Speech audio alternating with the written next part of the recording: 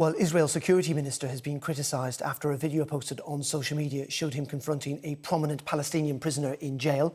Ben-Gvir, an outspoken member of Benjamin Netanyahu's cabinet, entered the solitary confinement cell where the Palestinian leader Marwan Barghouti is being held.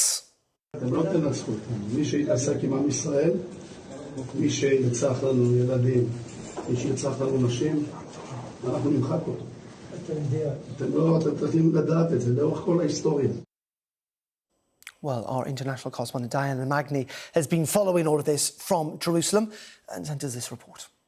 We just saw a very small part of the exchange that clearly took place in there. We had not seen Marwan Barghouti, who's been in jail for since 2002, 23 years. We haven't seen him for really quite a long time. And in that video, he looks pretty bad. He looks scared, he looks pale, he looks drawn, he looks clearly intimidated. And Ben-Gvir is abusing his authority as National Security Minister to have access to him and to threaten him. And his lawyer says that he made direct threats against him and that he thinks that his life is in danger. And bear in mind that we have seen dozens of detainees die in Israeli jails, especially since October the 7th and since Ben-Gvir has been in charge of national security.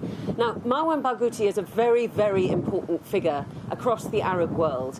He is largely seen as really the only man who could bridge the gaps between the sort of religious side and the secular side of Palestinian leadership. He's a unifying figure, and that's really because he hasn't been tarnished by the ineffectiveness and corruption that has characterized the leadership of the Palestinian Authority. So I think a lot of people feel that if there ever was a Palestinian state and Marwan Barghouti was ever released from jail, then he might be the man to lead it. And that, I think, is why at this particular moment you see Itamar Ben-Gvir go in there and threaten him very unpleasantly, humiliate him, and then have this video released publicly, is really to say that if the Israeli far right has anything to do with it, this notion of Palestinian statehood will never, ever come to pass, and you, as its potential leader, will never be allowed out. I think that is the message that we're meant to take from the leaking, which was clearly done on purpose, of that video by Itamar Ben-Gvir.